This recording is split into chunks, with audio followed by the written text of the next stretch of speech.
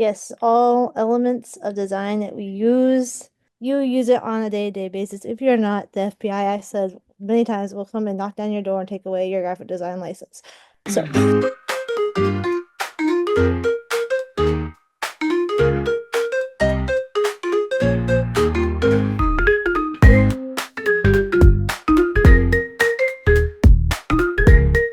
I love that. I hate that. Let's talk about that.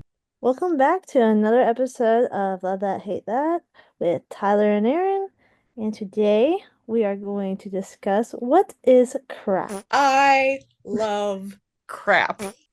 It is my favorite design acronym, which stands for contrast, repetition, alignment, and proximity. Yes, all elements of design that we use on a day-to-day basis as a designer. Now, you may not, if you are a regular graphic designer of any kind, web designer, anything, you use these elements already. If you're making good design, if you're learning, you might be learning this acronym. If you're like me, you forgot that you were taught this acronym. You use it on a day-to-day basis. If you're not, the FBI, said many times, will come and knock down your door and take away your graphic design license. I believe a lot of designers do these things intuitively, Mm-hmm. especially after we learn these principles of design. Oh, absolutely. You have to in order to design well. You know, we don't all design the same. We all have our own styles, but we all have the same principles behind it, or we should. Yeah, these are more like guiding principles, things to keep in mind while you're designing, not hard, fast rules.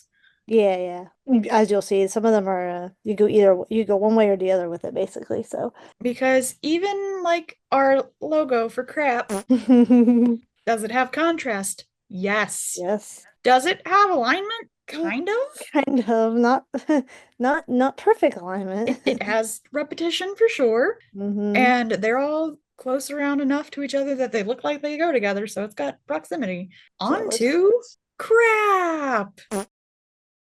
just like we said, contrast, repetition, alignment, proximity. And this was originally introduced by Robin Williams, not the famous Williams that everyone's probably thinking about when I say that. It's a nice lady who put this in a book called The Non-Designer's Design Book, Now, which, we haven't read this book, so we don't know if it's good or not. yeah, but I feel like this is pretty well-known principles. Yeah, it was something we learned in beginning design. So, contrast. So contrast is the use of design elements to lead the eye to important parts of the piece. Now, the contrast can be either like we have examples here, we have high contrast and we have low contrast in the color, high contrast being on your left and the low being on your right. But you also have contrast as like you see the hello is really big, but welcome inside is small. Your eye is drawn to the bigger word first before you go to the next word. Contrast definitely does help to lead the eye. You can have contrast in shape, size, color, fonts, textures, even. Yeah, I would say textures.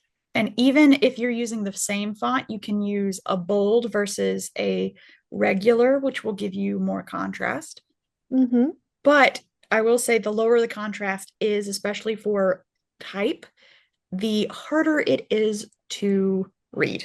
Yeah, I feel like lower contrast, it can work. I'm not gonna say it's not, because if you have high contrast all the time, it's not always might not always be the vibe.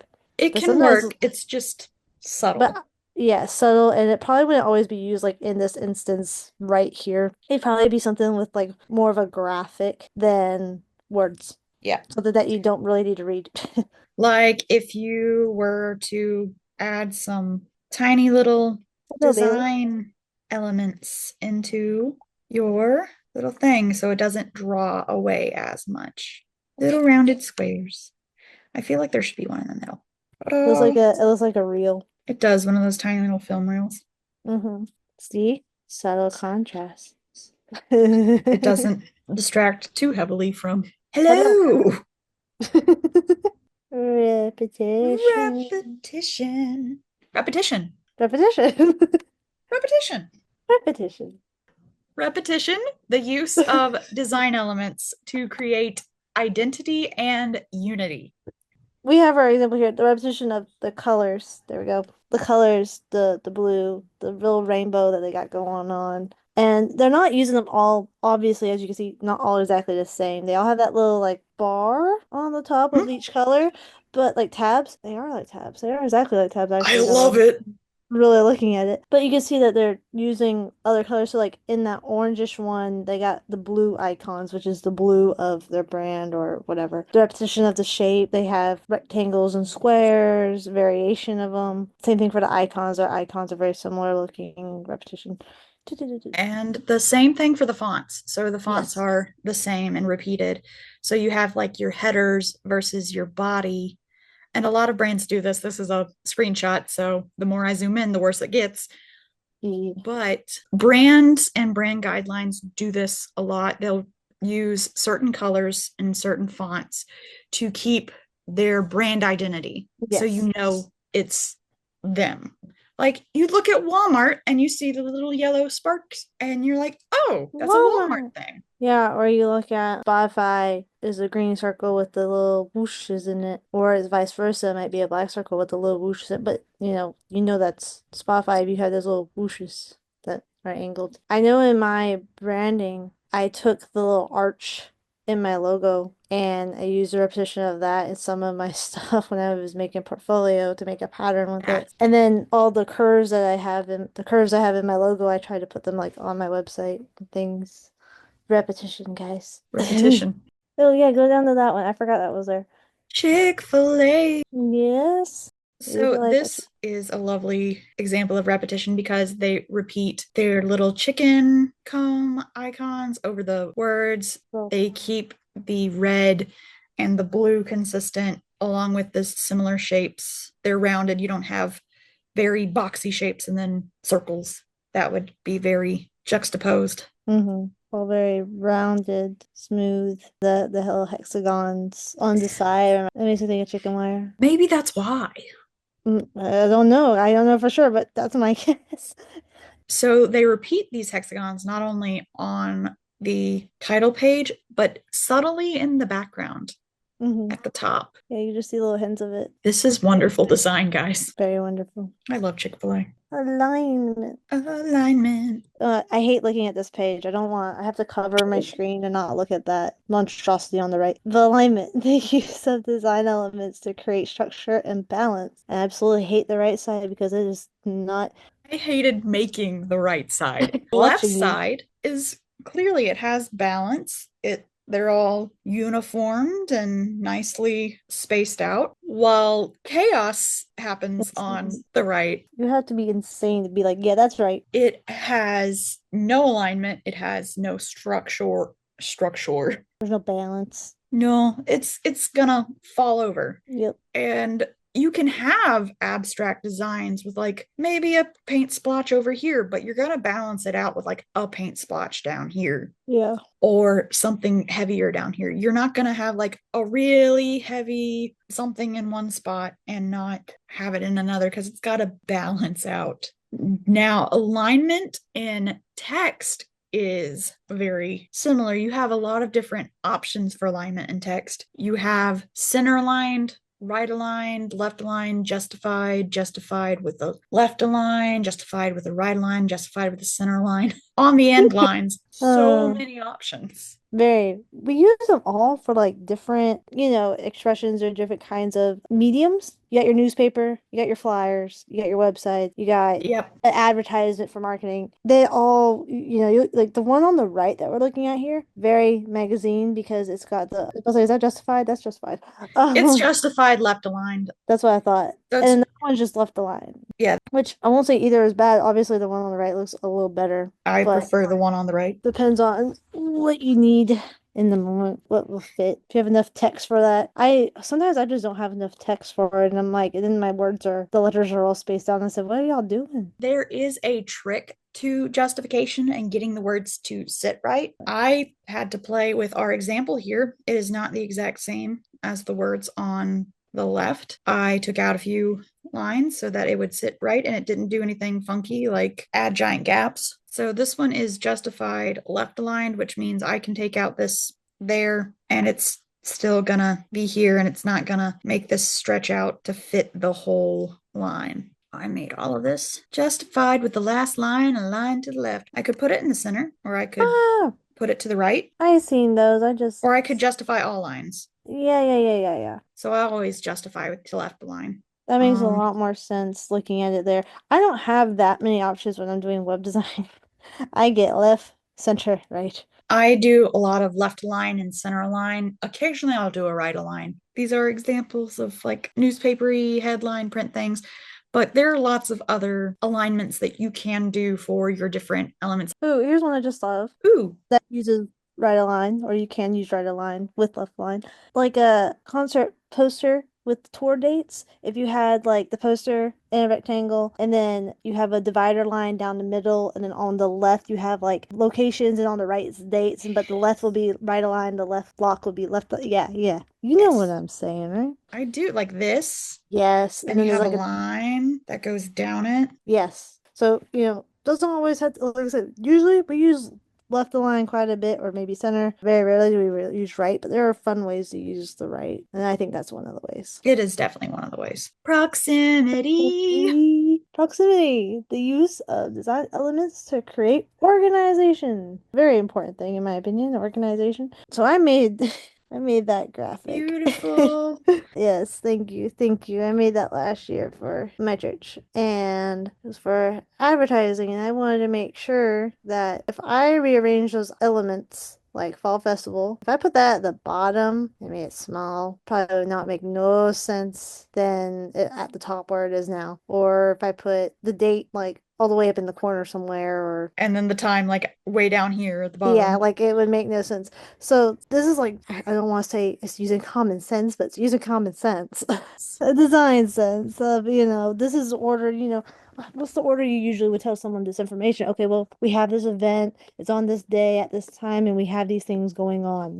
Usually I do a lot of events for work. So usually when I make a flyer or graphic for those, it's always title, date, time, Hmm. place, and then everything else. Yep, so that's pretty good use of proximity there. Just like a nice pretty example. So proximity can also be used with groups of shapes or icons or text. So we have this group right here of squares, but what about this little guy? Is he supposed to be part of this group? Because he's farther away, he doesn't appear to be part of that group, but the closer he gets, the more likely he will be seen as part of that group. Hmm. So There he he's is. back in the band. The band's back together. But yeah, so proximity is important through shapes. You want to keep things that are similar grouped together and have an organization style that makes sense for those objects. Birds of a feather flock together. Exactly. So then we got kerning, and then we got tracking, and then letting. Kerning is a space between the actual letters in your word. So you see there we have a lot of space. So we have a lot of kerning going on in our word kerning. And then tracking is the space between the words in your line. And then letting is the space between your lines of text. So you have really close letting, which is what this is, and then you have a lot of letting, and that's between the is and the letting. Letting can be found in your character panel, as well as tracking and kerning. You can bring them up, bring them down. You can type in an actual number. You can, let's make this really big. You can auto it so it will automatically give you a decent space between it. Or if you want them closer together, you can bring them up. It's fun to play around with letting and proximity because sometimes if you want to reiterate something or if you want to bring things closer together so they look like they're part of each other, sometimes I've done it before where I have the end of one letter touching another letter. I enjoy playing with kerning. I like to have like kerning match like the width of the next line. Yeah. So the key I have to remember letting is lines, those are L's. Yeah. Proximity, organization. Organize your elements, make them make sense. So this is some fun crap to keep in mind for when you are designing or when you're just trying to make a nice little handout or flyer. Even if you're not a designer, you can still use these elements Yeah. to help your stuff look nice. Yeah, I even said like when I was reading up on this, like 'cause I was reading up the Robin Williams thing, they were like saying for like writers, and I was like, huh? And like a lot of the examples was like magazines and things like that, and I was like, oh, okay, kind of, yeah, that does make sense. As far as like how they laid out their like magazines and stuff. Yeah, it gives a structured element to it. Yeah, anyone can use crap. They're not like hard rules, but they are helpful. They are indeed. Speaking of helpful, we have our creator tip of the day. The tip of the day. Alignment tool is probably one of my favorite tools to use. So we're going to fix our problem friends over here. So Yes, the please. alignment tool can be found. It can be found under Window Align. I keep it over here in my favorites bar. So we're going to align all of these bad boys up together. So I'm going to align that one to the bottom. I'm going to align this one to the left.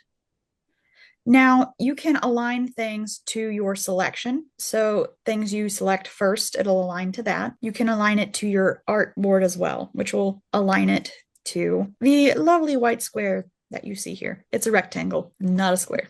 And one more, and we will have, there we go. Now it is aligned, it is not evenly I was gonna say distributed. you better fix that. I will fix this. I will, however, make it a little wider. I'll make that a little wider. We'll make the bottom a little wider. There's also a fun distribute your spacing. So you can distribute vertically or horizontally. So we're going to distribute these vertically. So the spacing in them should remain even. Oh, that didn't work, Yeah, but I know how to fix it. So we're just going to try one one at a time. Yeah. at a time. Try one at a time. Ta-da! Ta-da! And if we wanted to evenly distribute all of these, ta-da! Yay! Makes me happy. Oh, doesn't it though? I love a good grid. I love distribute spacing. That's the one I think I use the most. Ooh, let's group this together. So if I did not group this together and I hit align to artboard and I hit center, all of them will be centered. Yes, and then that's terrifying. Then you cry for half a second, and then you have to try again. Exactly. So you want to make sure they're grouped. And if you align them center, they are now center aligned. You can line them to the right of your artboard or the left. I did that backwards. I totally know my directions. But yeah, this one was pretty quick, probably because it's the basics. You have to start somewhere, and this is the prime place to start. Let us know in the comments below what your favorite letter of crap is. Yes, what seems the most interesting to you, or is maybe your favorite to do? Hope you all enjoyed the episode. Until next time. See ya.